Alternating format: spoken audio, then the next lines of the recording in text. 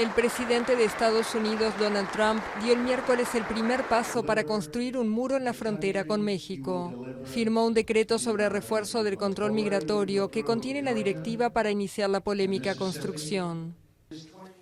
Este es un breve resumen de las acciones contenidas en mis órdenes ejecutivas. El secretario de Seguridad Interna, trabajando en conjunto conmigo y mi equipo, comenzará de inmediato la construcción de un muro en la frontera.